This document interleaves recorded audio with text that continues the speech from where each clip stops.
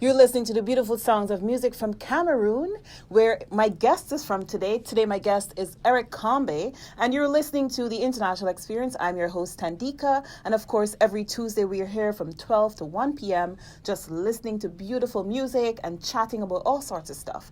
I'm very excited for today's show, and we're going to be chatting a little bit with Eric Combe, who is a U.S. Department of State CSB Fellow attached to the Wilson Center. But in the meantime, enjoy the music that Eric brought us.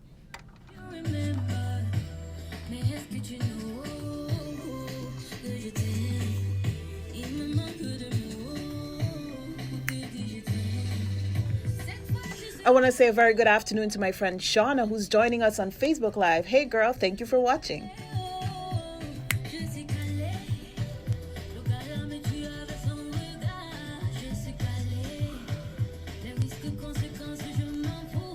Je suis calé. Cette fois je suis calé. Oh, je suis calé. Maman, je suis calé. Oh, je suis calé. Je suis calé. Les risques, conséquences, je m'en fous. Je suis calé. Baby boy, you're the man. Boy, you set me on fire. Baby, juste ton regard. À côté, for your matter. Good afternoon to you, Adrian. Thank you for, of course, bringing Eric to the show and, of course, joining us on Facebook Live. We see you.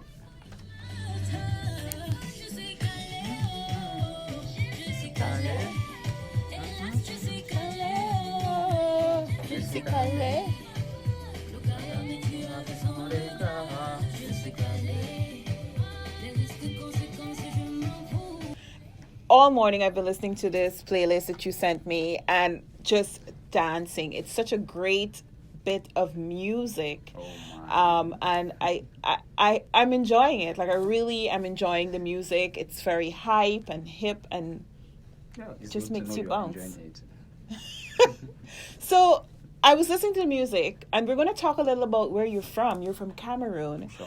And I was listening to the music, and I hear, which brings me to my first question. I heard some hints of French in some of the songs. Yes. What are some of the languages spoken in Cameroon? Oh, we have mainly two official languages, English and French, and that is because of our colonial history. Mm-hmm. It would interest you to know that in 1884, Cameroon was colonized by Germany. But during the First World War, Germany was ousted from Cameroon by Britain and France, and then these two countries eventually took control over Cameroon. So today we are a bicultural nature, or a bilingual nature, if you want to call it that way. So that's why in most of our songs and in our culture, you always hear English and French. Yeah. I love it. And I like my French is, to say in Spanish, very poquito. But I heard some words like je t'aime and, te amo. So I recognize. I was like, oh, so this is some French here. I like that. Yeah. And it's like a mixture of English and French. Very beautiful music. So introduce us to the country of Cameroon. What is Cameroon most known for globally?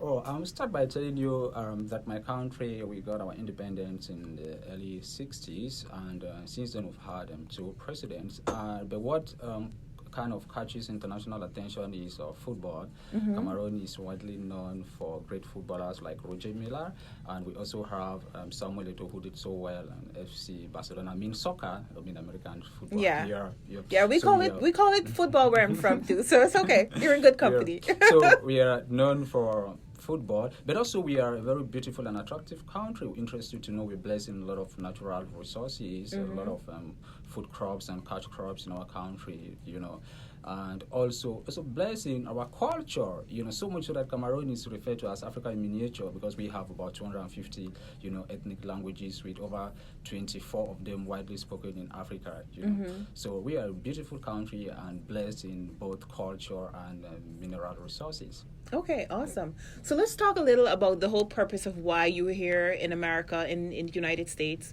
You are a 2019 Community Solutions Fellow, a part of the Community Solutions Program through the U.S. Department of State. Yeah. So tell me a little about the program. How did you become a fellow? Yeah, so this program, it's the Community Solutions Program, as you rightly say. It's a program that brings together every year approximately 70 to 80 young professionals who are creating impact in various areas.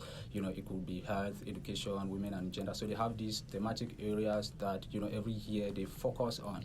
So last year, I was selected for this program. Last year, because it's a program that goes in phases. Okay. So based on the work that I'm doing back in Cameroon, I'm into health, run and operate a medical facility in Cameroon. So based on the work that I'm doing, I applied for this competitive program, the Community Solutions Program, and I was selected for the program. So since August, I've been in the US, and fortunately, unfortunately, we'll be rounding up in the next couple of weeks.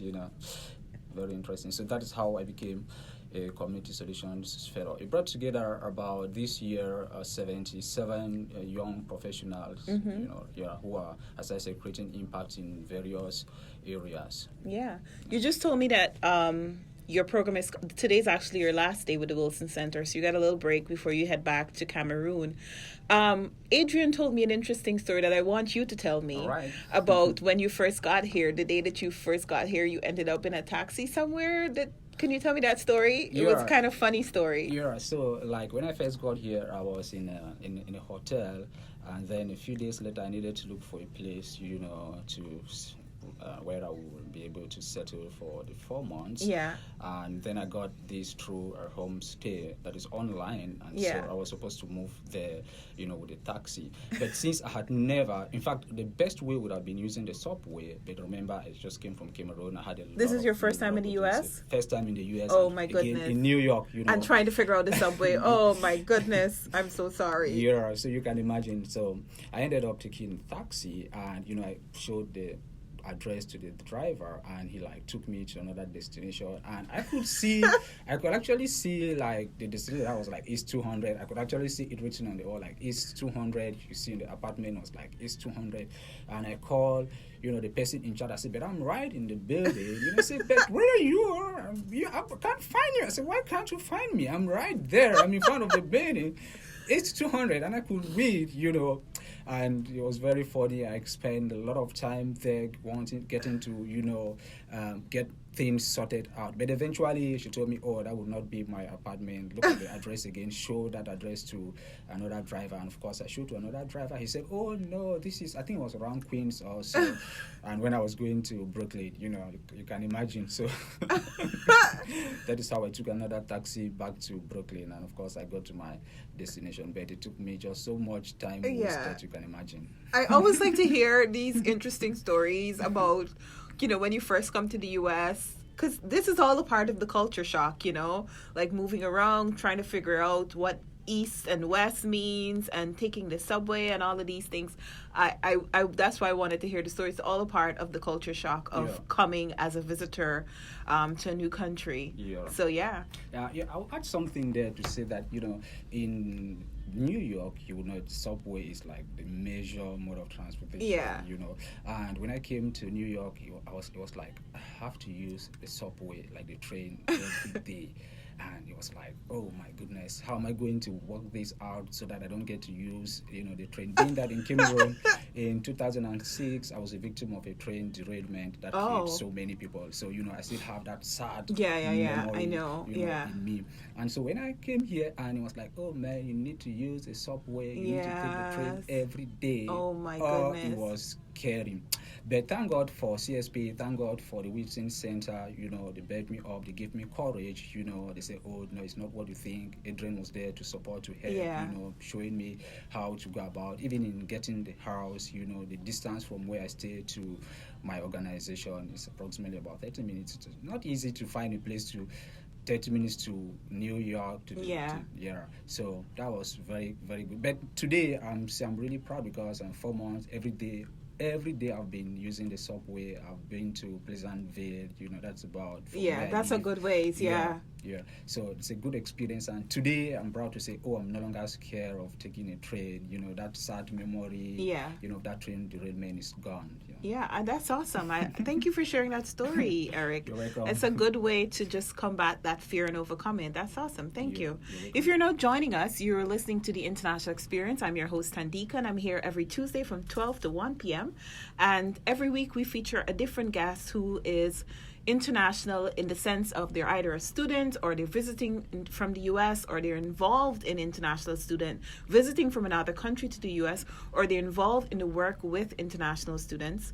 And today's guest is Eric Comby, who is a CSP fellow from the US Department of State, and he is attached to the Wilson Center here at Pace University. Shout out to the Wilson Center. Shout out to Adrian, who's very helpful in getting Eric to come on the show today.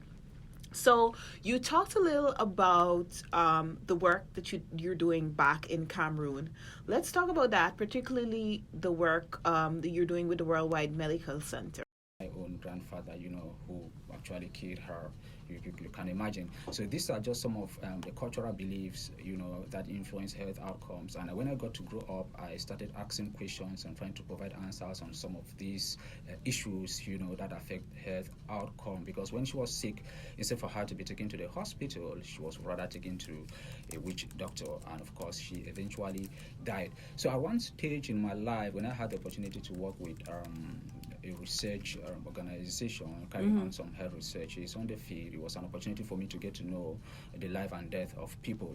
So that is how I developed this drive, to work for people, to work for health, and to save lives. And that's how, at one point in time, we got into creating the Worldwide Medical Center in 2017 after working with a major government hospital in Cameroon, the Yaoundé Central Hospital. So I was further inspired, to work for health and to open and run a hospital in Cameroon. So back in Cameroon today, what we basically do is we focus on infant and maternal health care. It's true our main focus is maternal health, but you can't talk about women without talking about your children, because if you want to take care of their health, at one stage in their life they get pregnant, and so what do you get to do with your pregnancy and with the children thereafter? So that's basically the work that we do in Cameroon. And thank God in 2018, which was like our main first year of operation, we were able to touch about 5,000 people directly through various outreach activities. That is free consultation, free screening. Primary health care was provided to members in different communities, especially in the health district where my hospital is located, that is the Ifulang Health District in Yaoundé. And of course, we're able to treat also about 1,400 low-income people who probably would have died, like my mom died. Today, I don't know if she died from witchcraft, or she was bewitched, or she died from ignorance, from poverty, from some cultural beliefs, because she was taken to a witch doctor and all of that. So basically, that is the work that I do back in Cameroon. It's based on that the Department of State, through the Community Solutions Program, deemed it necessary for my skills to be, reinforced in order to scale the work that I'm doing back in my country, Cameroon. Yeah. Thank you. It's a great opportunity to kind of hone the skills that you have, and go back and apply it. We'll talk some more about what you've been doing with the Wilson Center. But if you're now joining us, you're listening to the International Experience. I'm your host, Tandieka, and I'm on every Tuesday from 12 to 1 p.m. here at WPUB Radio. You can listen to us at WPUB.org, or you can follow me on Facebook to watch us at Facebook Live. My name is Tandieka Stevens on Facebook, and you can join me there every Tuesday to watch the show. Eric brought some beautiful music with us from the Cameroon, where he's from, and I want you to enjoy some music before we continue chatting.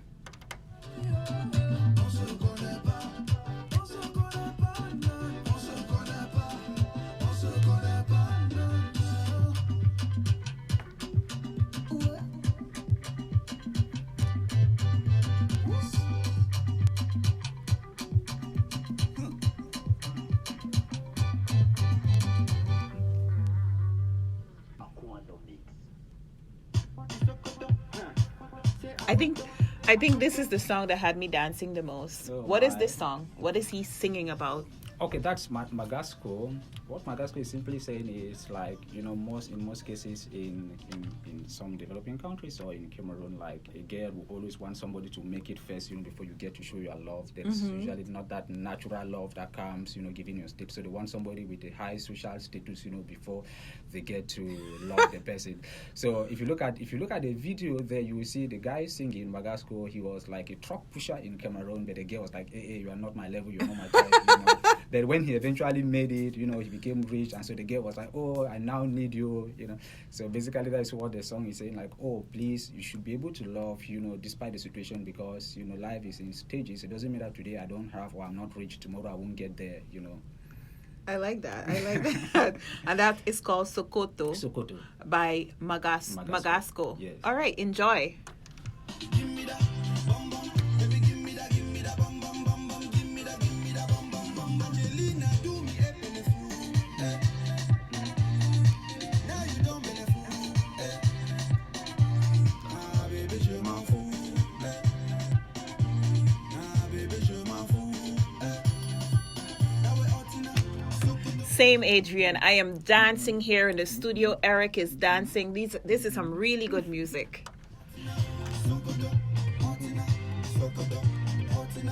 Sokoto. Baby, fais-moi cadeau. Baby, donne-moi tout, vas-y.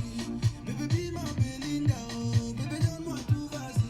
Baby, oh, I go love you, make you no worry. Baby, oh. If I give you better, now me, my God, so baby, give me that. Soko. Bum bum. Bum bum. Give me that. Bum bum bum. Bum me that. Bum bum.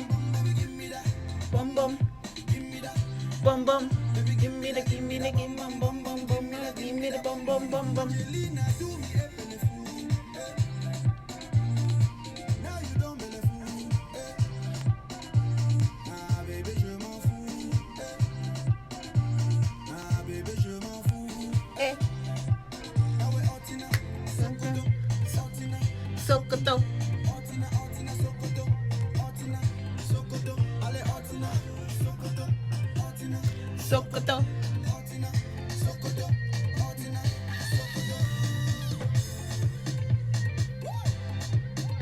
Ask me the light up. I will make a boy get up. Sokoto, say Akondo. Sokoto, That is Sokoto by Magasco. So, if you're now joining us, you're listening to the International Experience. I'm your host, Tandieka, and I'm here every Tuesday from 12 to 1 p.m. Listen to us live at wpb.org. And we're chatting with today's guest, Eric Combe. Eric is a CSP fellow attached to the Wilson Center here at Pace University, and he is a part of the Community Solutions Program funded by the U.S. Department of State. Eric is originally from Cameroon, and he brought some beautiful music, and we're just chatting with Eric today about the fellowship and the work that he's been doing with the Wilson Center, and of course the work he's doing back in Cameroon. So tell us about the work that you've been doing with the Wilson Center. What are some of the projects you've worked on? Oh, great. I think I'll start by thanking my team at the Wilson Center, my supervisor, beautiful woman. Oh my God, I think it's yet another opportunity for me. It's true, we said that yesterday. I gave my sincere thanks to Madam Shah Ashna, who is my supervisor. Arshan is great. Yet another co-supervisor, Dr. Sophie Kaufman, the College of Health Professions. They've been doing just a wonderful work to build my humble person today. I would say I'm very, very grateful. So within the past 4 months, what I've typically been doing at the Wilson Center, the program is a win-win program. It's an exchange program where fellows get to, share their experiences with the U.S. community. I'm in Pace University, so typically it's with the Pace community, but also outside Pace University. So what I've been doing is getting to share my experiences in classrooms with students, and faculty and staff through various classroom lectures, brown bank lunches. I've been guest in other events out of, Pace University, where I've been speaker, and again, I've participated in a good number of events. When I was in Cameroon, little did I know that one day I'll have the opportunity to share, sit somewhere where the Director General of the World Health Organization will be there, and I had the opportunity, to share my experience with him and also to ask him a few questions and also to listen from him. I think that was very enriching as well. And again, I also learned that Microsoft has a lot when it comes to health. They invest a lot in health. So through their, coordination, the coordination of the team of the Wilson Center and the College of Health Professions, I was able to take part in this event, organized by Microsoft Health, where I was able to see how much investment input in terms of human resources, technological resources, and all of that put together to address health challenges across the world. you know. So basically, this is what I've been doing. It's a win-win. On one hand, I get to share my experiences, like I said, in classrooms, like with students. I get to inspire them. They get to know what I'm doing. They get motivated, and they pick, good pieces, best practices from that, And in return, I also get to learn from all these resources. I've met just a lot of people that I don't want to start calling names, and I've visited a lot of organizations, hospitals, other institutions. I've been at the UN, so just a lot of things involved. So within the past 4 months, I've just been like crazy. So I'm excited going back home, to see how I can help scale the work that I've been doing in my country and create impact in communities across not only my country but in other parts of the world, because I feel that the Community Solutions Program, as I was speaking with another fellow from Cameroon, that if we are from this program in Cameroon, we're able to change a lot of things. It's a very tough program, and it builds us in a way that you really can't imagine. So the Wilson Center have just given me what I needed, in order to create that impact, that I want to create in my community and in my country. Once more, I want to tell them thank you. I'm proud of them, wonderful people. And I thank also the CSP, RX, the implementing body of the CSP project, to have given me the opportunity to be at the Wilson Center, because they, did the matching process, So, I'm glad that you mentioned the involvement of Microsoft, because I know one of the challenges of healthcare in a lot of countries, particularly countries where people may live in remote locations, is that, and this is something that I learned in like one of my classes some time ago, that a lot of times that people collect data with regards to health concerns in a particular village, but they're collecting this data, let's say, using pen and paper. And by the time they get to the other village, and by the time that information is translated, the statistics have changed. In any way, how are you using technology back in Cameroon to kind of address those kind of concerns? Or how, if any way, what you've learned during your fellowship is able to help you or address those concerns if they exist? If you just made mention of Microsoft, who are into a lot of technological initiatives, that address health concerns across the world, and one of which is probably this the data aspect of it.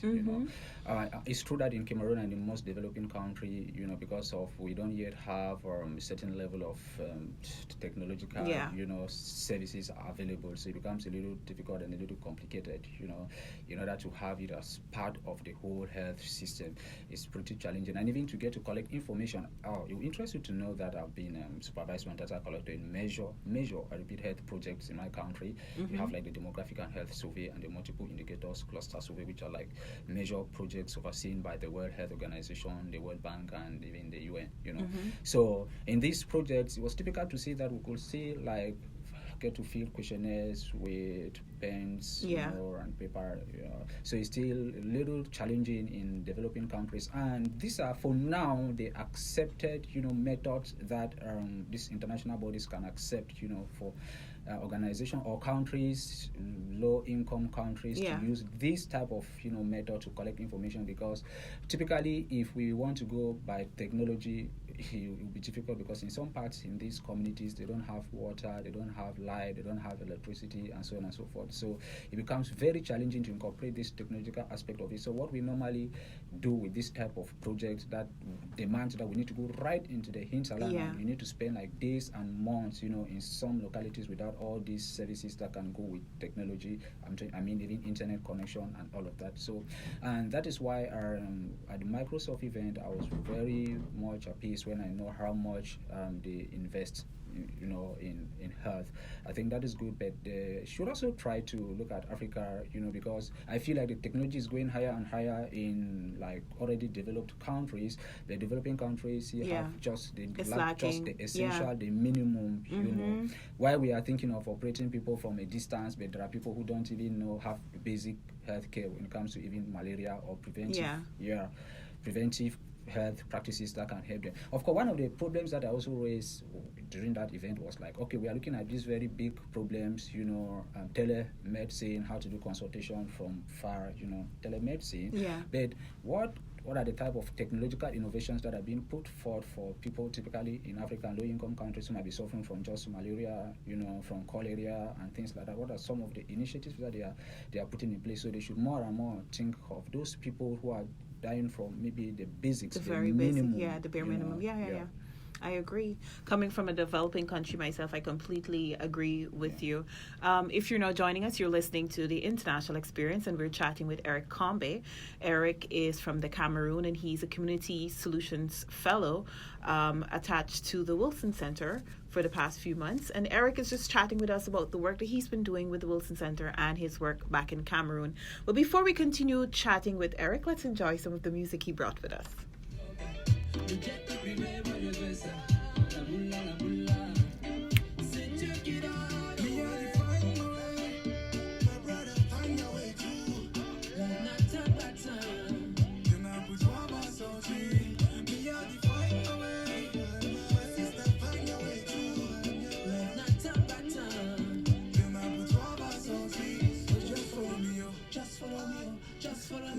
Just follow me,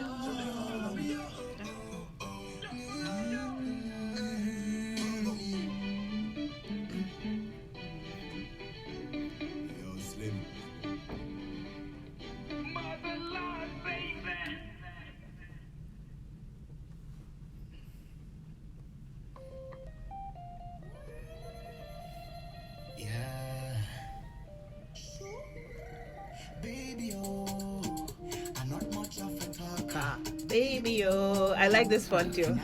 The water, baby, oh. me down by the river. We can dance to the rhythm till the sun is high and the water runs dry. Is this one from this one is Pharrell Williams? Who are some of the singers on this one? Don't let me pretend that I know. Typically I choose this because I wanted to show that collaboration between America and Cameroon. So you have Beyonce here and you have Pharrell Williams. Is this from The Lion King? Yeah. This song is from Saleh Shah is one of our major musicians in Cameroon, so he did this collaboration with Beyonce and Pharrell Williams. So that's basically why I choose the song, to show how the cooperation that exists between Africa and the US and Cameroon specifically. So that's why I choose the song. I like this one. This is Water. Baby, oh, can I drink From your water. Baby, oh, meet me down by the river. We can dance to the rhythm till the sun is high and the water runs dry. Yes, we can make it far. If we're not waiting for, what are you waiting for? Yes, we can make it far. If we're waiting for, what are you waiting for?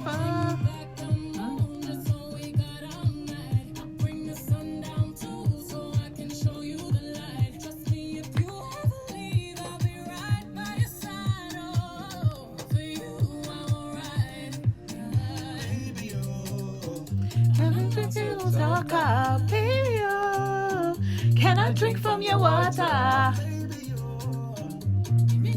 The river. High and run dry. Gets the river. That's Water, and you're listening to the International Experience. I'm your host, Tandieka, and we're on every Tuesday from 12 to 1 p.m. And my guest today is Eric Combe, a CSP fellow who's been attached to the Wilson Center. He's also being co-hosted by the College of Health Professionals here at Pace University. And we're so happy that Eric has decided to join us. There he is, jamming to the music that he brought. It's so good. Yeah. So we're going to continue chatting with Eric about the work that he's been doing here and his work in Cameroon. What do you think is the influence or impact from what you've learned here in the U.S. during these few months? How will that be impactful to the work that you're doing with the medical center in Cameroon? And the overall work you're doing with regards to maternal and infant health? I think the major thing there is now I don't look at my hospital again. Yeah. I'm looking at things from a larger perspective. I think that's a major impact that this program has had on me. The reason being that I've been able to see how much impact to believe, first of all, in myself, in my dreams, in my projects, in the work that I do. And while being here, I've been collaborating with people who initially maybe would have doubted, the impact that I could create and how much change and transformation I could bring in communities across maybe my health district.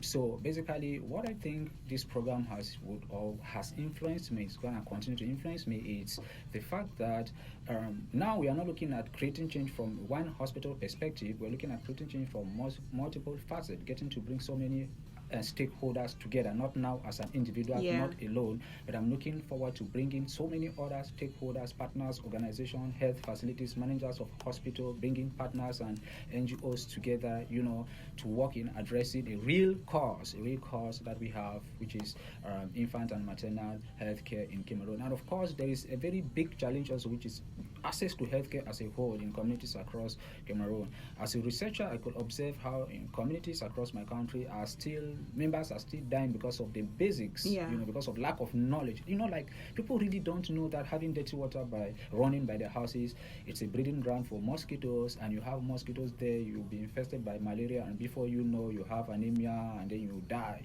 So there is just a lot that we need to do, and as an individual or as a hospital alone, I don't think I'll be able to get there or to get, to create the impact that I want to create. So what I think is to bring all these stakeholders together. This program has given me an opportunity to think big, and to be able to bring these stakeholders, together for us to create community impact, Yeah. I like that. What has been your most memorable moment for the entire trip? If you can name one thing. Oh my God, there are just, Tandieka, I'm telling you, there are just a lot of memorable things. I don't know from which piece to choose. There are just a lot of very exciting things, But if I should choose one thing that I really dealt with, also able to deal with, was when I went to Coney Island. Oh, you did? Yeah, I went to Coney Island, and they have this, they call it the Thunderbolt. Oh my goodness, you were on it? Yeah, I don't know if you know the Thunderbolt. So many people maybe wouldn't know. If you are in amusement park at Coney Island, you'll be able to know what I'm talking about. So the Thunderbolt is like this, I don't know, wheel. It's like, I call it like a train-like locomotive, and you have to spins. go. Yeah, it spins, and you have to go right up more than 100 meters up, and then you come down. It's very scary. Little did I know I could do that. You're much braver than I am. Oh my God. I never ever imagined, I was with a fellow, and I would say, I want to be honest, that I was tricked into doing that because I was with a fellow. Abel, so he should be listening to us. And he was like, "Guy, can you do this?" I said, "Yes." I just said yes, knowing fully well that, he's not going to ask me to do that. And he said, "Yeah, I think we should try." I said, "Is this guy serious?" I knew he would not be able to accept that we try it. I said, "Yeah, we can try. Why not?"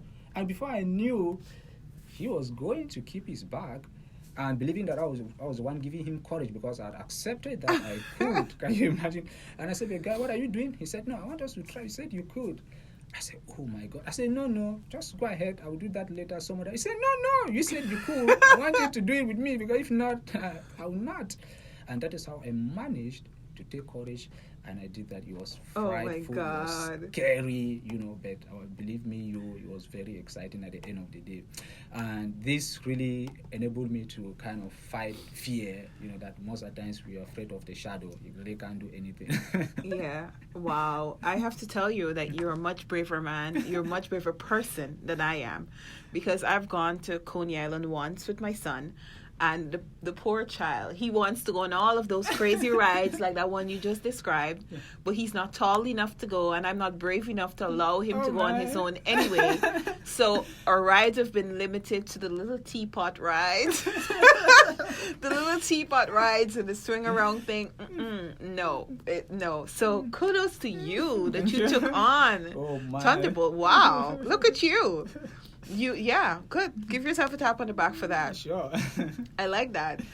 If you're now joining us, you're listening to The International Experience, and we're chatting with Eric Combe. He is a U.S. Department of State-funded CSP fellow who has been working at the Wilson Center here at Pace University.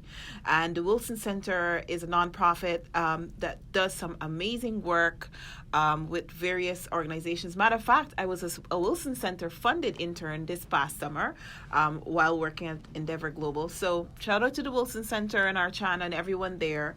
I want to remind students listening, international students listening here at PACE, if you're interested in coming on the show, feel free to send me an email at tjohnson3@pace.edu, and you can come on the show just like Eric did today and share your music and your stories about what the work you're doing here at PACE and your home country.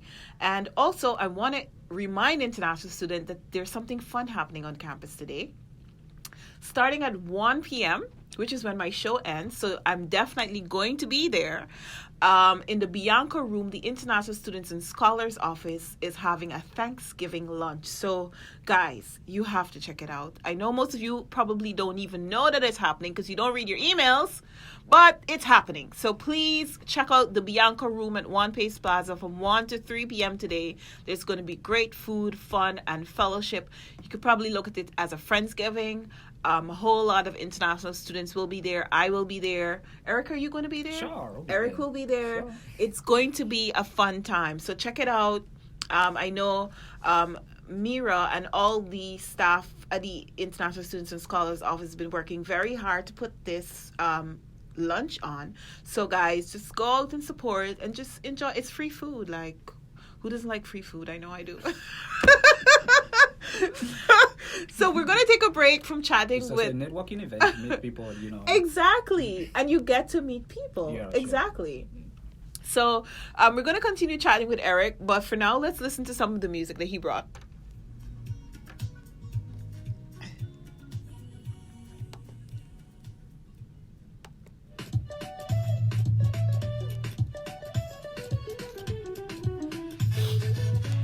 She like money, oh, she Oh. like money, oh.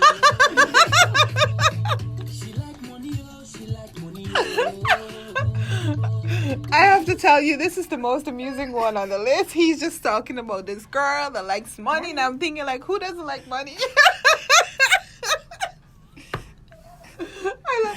So, apart from that, what else is he saying on this song?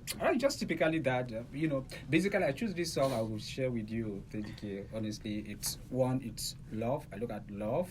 And because my country badly needs love at this point in time, I tell you that my country, it's a bilingual country today, and we have the English section of the country today, that are clamoring for a good number of things. Some are asking for secession, others are asking for a federal system, and some says that no, maybe just a little bit of attention should be given to them, And so there is this tussle, like an internal crisis that has been going on for about 3 years, and so that's why I choose this song based on, love. That let's get to love, one another, despite our challenges, despite our problems. Don't look at one's social status, don't look at one's background, don't look at money, don't look at what you need. Let's love, And the second aspect of it, me choosing those songs, is maybe our culture. If you hear the songs, you mostly hear English, French, Pidgin English, but also there is something very peculiar with Cameroon. You have a mixture of English and French. We call that in Cameroon Anglais. You have a mixture of English and French. So you hear him sing in Pidgin English, you sing in English, and some French, Oh, awesome. I like it, though. I like the part where he's saying that she loves money. But it's a good choice. Thank you. You're welcome. Good afternoon to everyone listening to us on the radio. Hello to everyone at the Lubin School of Business, everyone in the OCER department, Tamara, Matricia, Anna, Rebecca, Shin Yi, Dean Welu. Thank you guys for listening every week that you do, and of course for encouraging and just supporting the show. I want to say hello to everyone joining us on Facebook Live. Hey, Michael. Hi, Adrian, Brian, Latoya. Who else is there? Let's see. Hi, Mosa Malika, Henry, Patrick, Tula, that's my cousin. Hey, Tula, Chrisanne, hi, Azam, and of course my good friend Shauna. Thank you guys for watching and joining us on Facebook Live. And I always post the show afterwards on my Facebook, so in case you missed it, you're going to see it there.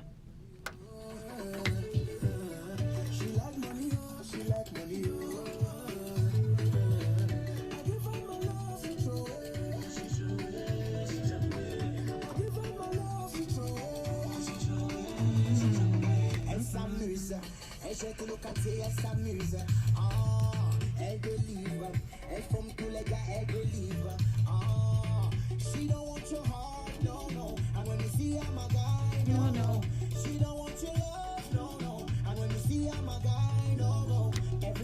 no wake up, she dress, fine, close, manicure, pedicure, and if you check in her purse, fine, girl, 5 francs, she no get, but she go around telling her friends, that she run this town. Nobody fit tell what you name, if you're Tracy or not Juliana. I give her my heart, she throw away. She throw away. I give her my heart, she throw away. She throw away. She throw away. Yeah. If this song where I sing the vex you, go keys electric pole for Malibu.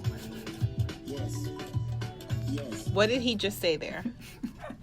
That's funny. So he was like, if this song where they sing the vex you, that's pidgin English, go kiss electric pole for Malingo. So if you're really mad at this song, go to Malingo, it's a street in Boya, then you should go there and kiss an electric pole. I love it. Basically, I don't care if this song vexes you. Yeah. It's funny, Go man. kiss the electric pole. I love it.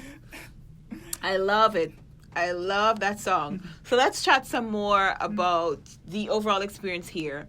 So you've been doing some great work in Cameroon with the hospital.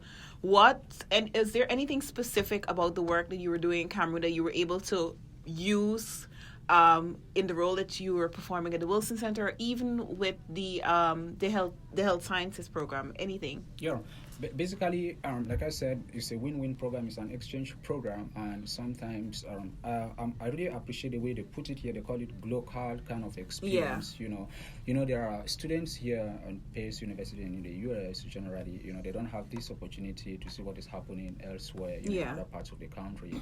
And the Department of State organizes this program and brings young professionals together. And before you come to the US, remember you are a young professional. You should be able to have something to offer. Yeah. And so basically, that is it. So.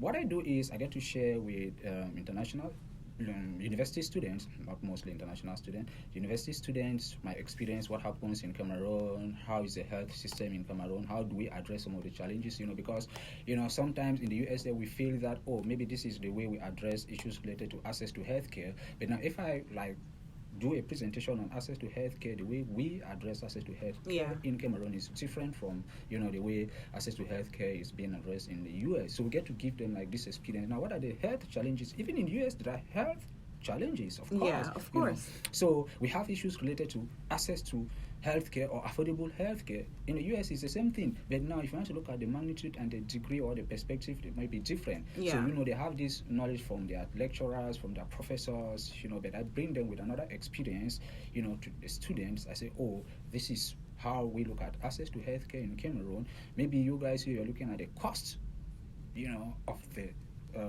healthcare service. Yeah. But we don't even have the minimum. We don't even have the healthcare. It's not available at the bare all. minimum.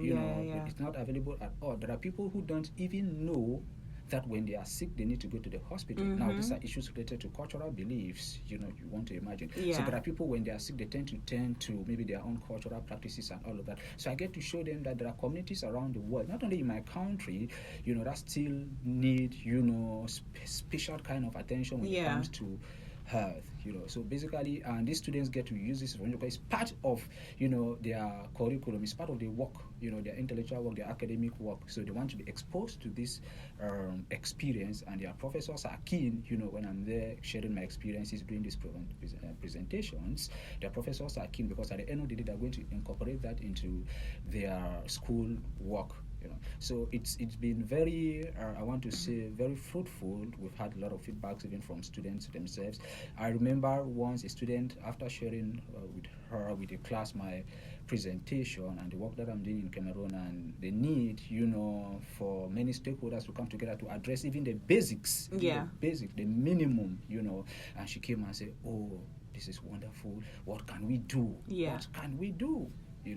And I was shocked myself, and she was just a student, and I felt like, what can you do? And what you can do is, like I always say in most presentations at the end is, I always say, we are 30, we assume, in this classroom now. Now, if all of us each have a solution, we'll have 30 solutions. If all of us identify a problem in the community, in our society, in our country that we want to fix, we are 30, we'll be fixing 30 problems. Are going to make the society, the community, our village, our country much more better for not only all of us, but for other people and even for those that will come after us.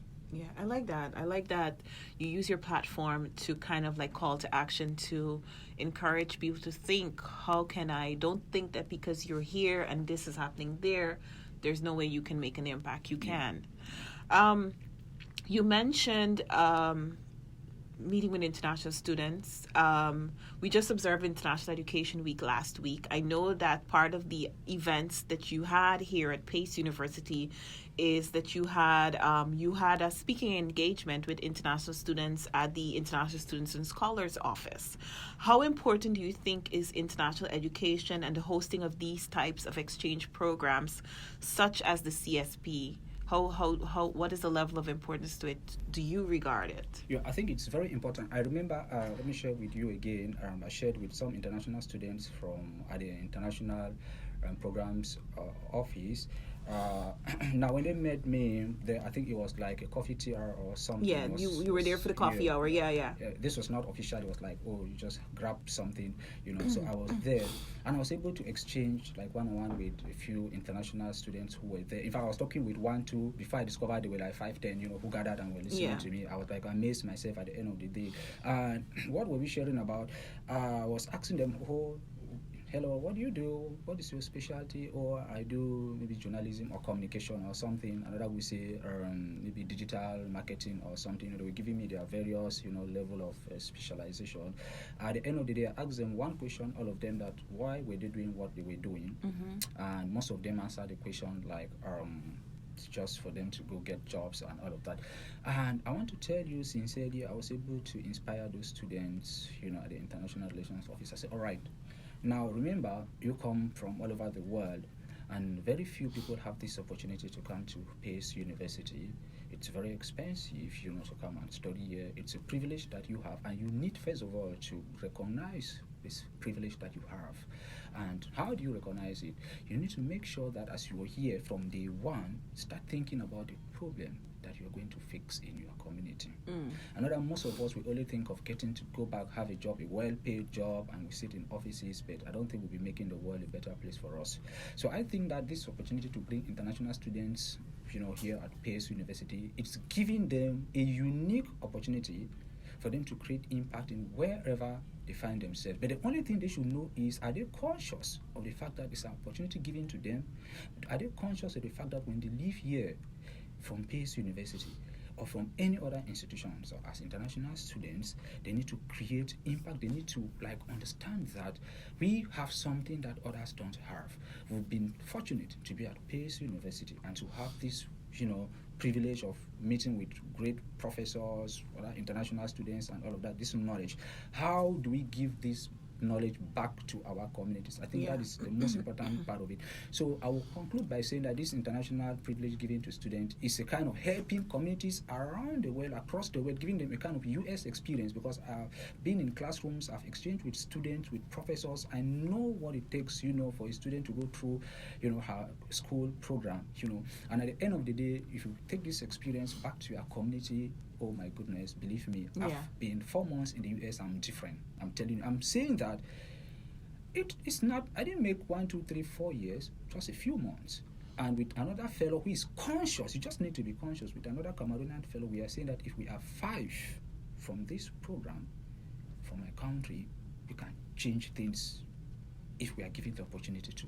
We can change a lot of things in various communities across not only our country, but around the world, for real.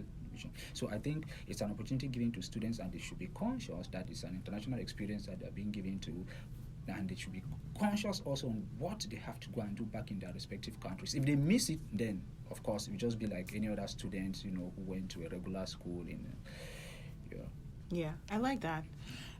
If you're not joining us, you are listening to the International Experience here on WPB Radio. I'm your host, Tandieka, and we're on every Tuesday from 12 to 1 p.m. Today's guest is Eric Combe, and Eric is a CSP fellow from the U.S. Department of State-funded Community Solutions Program, and he is attached to the Wilson Center here at Pace University.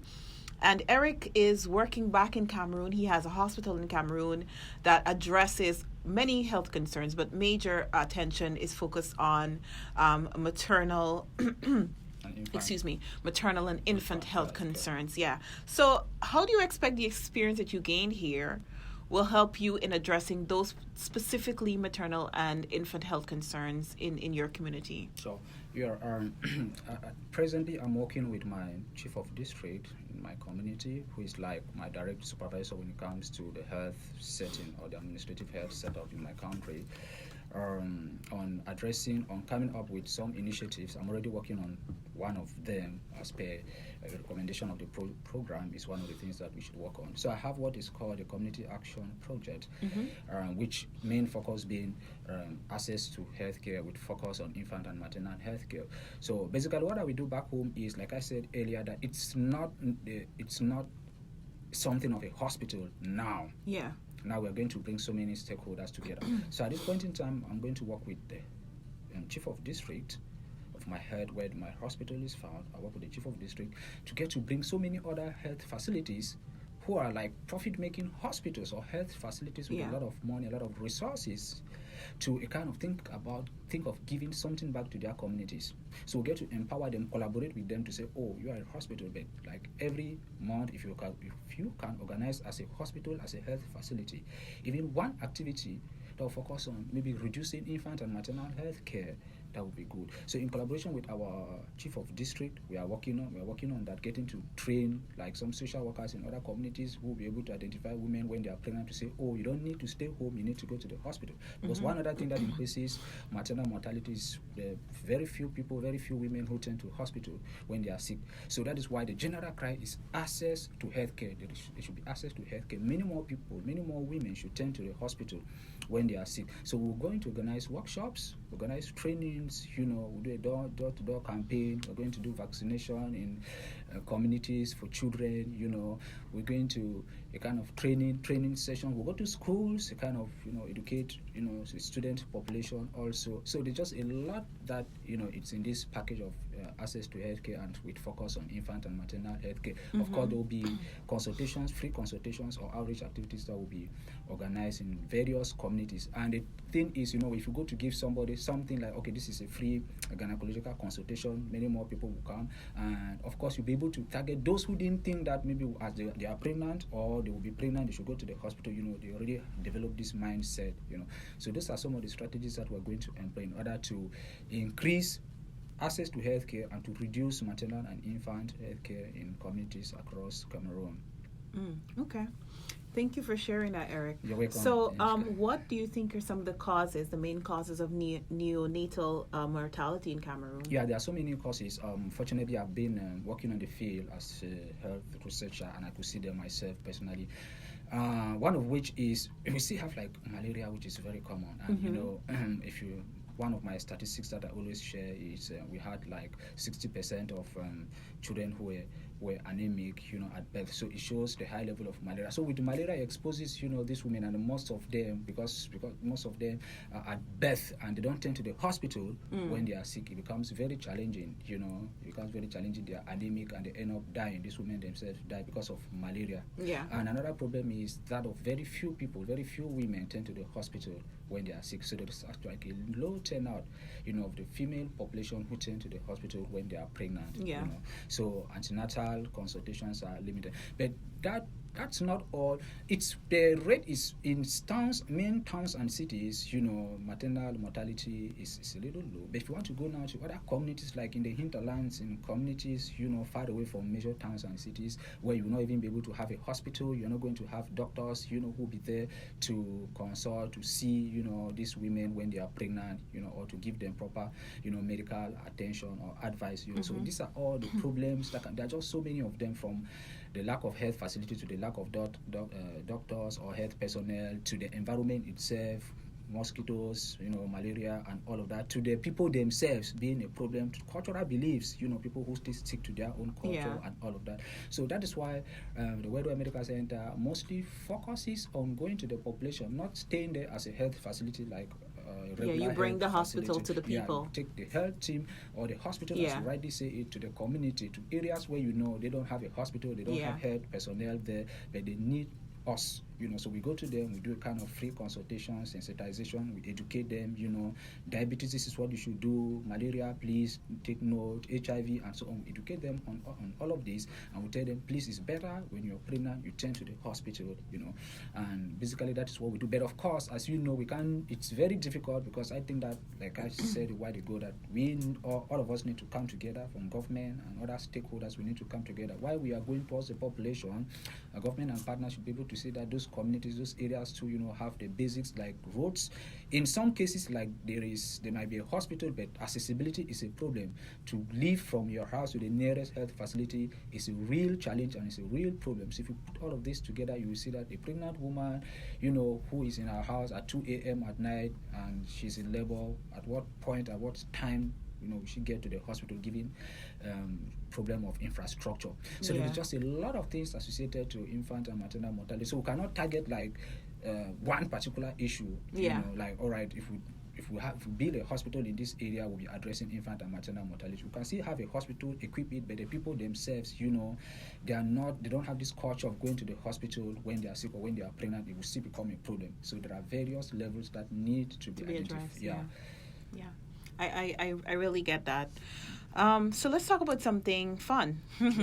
What are some of the myths that you've heard, like myths about Cameroon that you heard since living here, and you'd like to bust them? Like say, no, this is not true. It's a lie. This isn't the case about Cameroon. Sure. I would say, like, I would say that I think it occurs across developing countries or low-income countries. Most of the times when people hear Cameroon or these low-income countries, African countries, they think, poverty, running around in grass skirts. Ignorance and all of that. They think it's all about that. But I want to say it's not always the case. That is why in most of my presentations and guest lectures in public events, I always make sure that I show the other goods, the other side of Cameroon, the good side of Cameroon and Africa. Do you know, of course, you made mention of that we do supply a lot of food stuff, cash crops, mineral resources to other parts of the world, even here in the U.S. And those are things that people don't know, but when you hear Africa or Cameroon, you say, that's a poor country. Yeah. So one thing that I want people around the world in the U.S. to know is that Cameroon is a very rich country. We are not poor. We are rich, and very rich indeed. So that's, and like I said, it doesn't only cut across. It cuts across other parts of the world or low-income country. And one other thing is, we are also a very beautiful country that people don't know. We have a very beautiful. You remember, we are just by the coast. Yeah. And so we have a lot of beaches. We have the Limbe Beach, which is a very attractive site that every year, the Limbe and the Kribi beaches, they attract a lot of tourists on a yearly basis, thousands of tourists on a yearly basis. Wow. We have like wildlife reserves. There was a national park. We also have another one in Limbe, the Limbe Wildlife Center, where we have animals that are there, and they pull and attract a lot of people on a yearly basis. So people shouldn't just say, when you hear Africa or Cameroon, it's all dark and gloomy. It's like, it's also very beautiful and rich. Yes. Thank you for sharing that, You're Eric. welcome. And thank you for coming on the show. Unfortunately, that's all the time that we have for today. We've had such a fun time chatting that the time went away from us and we didn't even realize it. But I want to thank you for coming on the show, and thank you so much for working with the Wilson Center and bringing your knowledge from Cameroon, and also, being able to take back what you learned to Cameroon. We're so appreciative of it. And thank you again. And thank you, everyone, for watching and listening. Thank you so very much, and hello to everybody. All right. Bye. So remember, international students, free food is happening right now from 1 p.m. in the Bianco Room at Pace University, One Pace Plaza. The International Students and Scholars Office is having a Thanksgiving lunch, and I'll see you there. Have a great rest of the week, everyone, and happy Thanksgiving.